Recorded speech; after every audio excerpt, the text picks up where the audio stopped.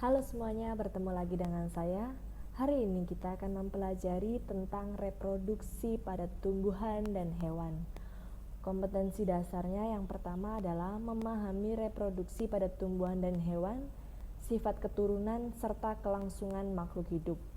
Yang kedua adalah menyajikan karya hasil perkembangbiakan pada tumbuhan. Pada bab ini kita akan mempelajari cara perkembangbiakan kelompok besar tumbuhan. Yang pertama adalah Angiospermae. Angiospermae merupakan kelompok tumbuhan berbiji tertutup.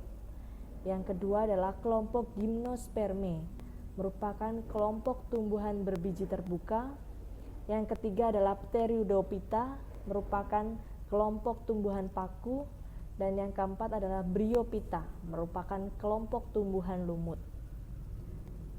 Nah, hari ini kita akan mempelajari reproduksi tumbuhan Angiospermae. Kita tahu tumbuhan Angiospermae tadi tumbuhan berbiji tertutup, yang merupakan tumbuhan yang memiliki ciri bakal biji berada di dalam bakal buah, atau nama lainnya adalah ovarium. Nah, bakal buah merupakan bagian putik yang membesar yang tersusun oleh daun buah atau yang disebut dengan karpel. Selanjutnya kita tahu bakal buah itu pasti akan menjadi buah, sedangkan bakal biji akan berubah menjadi biji. Tumbuhan berbiji tertutup itu penting karena tumbuhan inilah yang menyediakan hampir semua bahan makanan yang berasal dari tumbuhan. Selanjutnya kita akan belajar mengenai perkembangan vegetatif pada tumbuhan Angiospermae. Cara perkembangbiakan tumbuhan menggunakan bagian dari tumbuhan itu sendiri, itulah yang dinamakan perkembangbiakan secara vegetatif atau perkembangbiakan aseksual tanpa melalui perkawinan. Mengapa tumbuhan dapat melakukan perkembangbiakan vegetatif? Nah, tumbuhan dapat melakukan perkembangbiakan vegetatif itu karena tumbuhan memiliki sel-sel yang memiliki kemampuan untuk berkembang menjadi berbagai jenis sel penyusun jaringan. Kalian sudah tahu sel-sel itu adalah sel meristem. Kalian sudah pelajari di kelas 7. Nah, selanjutnya kita akan mempelajari tentang perkembangbiakan vegetatif. Dibedakan menjadi dua, yang pertama perkembangbiakan vegetatif alami dan yang kedua adalah perkembangbiakan vegetatif buatan. Untuk yang alami ada rizoma, stolon, umbi lapis, umbi batang, dan kuncup adventif daun. Sedangkan untuk perkembangbiakan vegetatif buatan, contohnya ada cangkok, ada merunduk, dan ada stek. Berikut ini adalah contoh-contoh dari cara perkembangbiakan vegetatif secara alami. Yang pertama adalah rizoma. Contoh dari rizoma adalah seperti jahe, lengkuas, kunyit, temulawak. Nah, rizoma itu sendiri adalah batang yang terdapat di dalam tanah.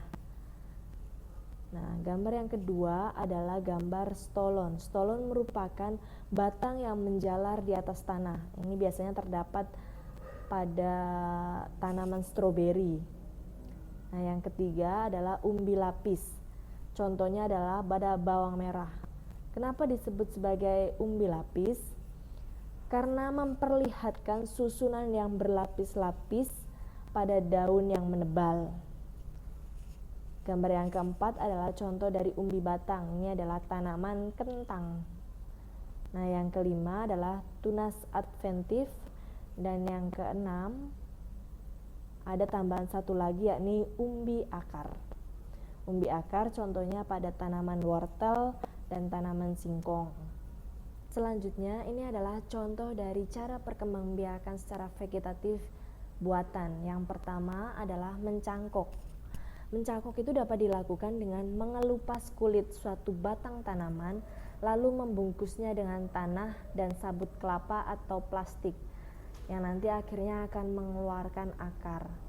Nah, cangkok ini memiliki sifat seperti induknya, cepat berbuah dan perakaran tanaman ini kurang kuat. Lalu yang kedua adalah merunduk. Merunduk dapat dilakukan dengan membenamkan tangkai tanaman ke dalam tanah. Nah, memiliki cabang batang yang panjang dan lentur, misalnya adalah bunga alamanda. Lalu contoh yang ketiga adalah stek. Menghasilkan 2 atau lebih buah atau bunga dengan sifat yang berbeda. Stek ini dilakukan dengan cara memotong atau memisahkan dari induknya suatu bagian tanaman, kemudian ditanam untuk menghasilkan individu yang baru.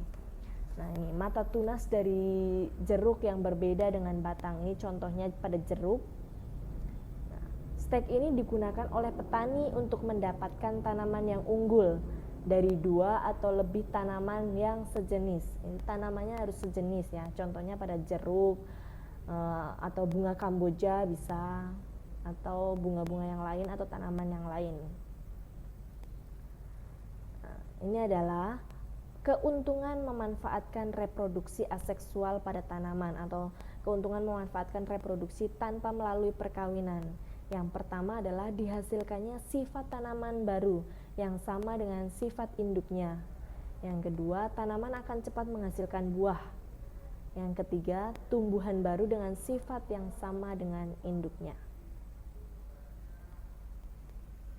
Nah, untuk pembahasan yang baru yakni reproduksi generatif pada tumbuhan Angiospermae, kalian ada tugas untuk mencari bagian-bagian dari struktur bunga.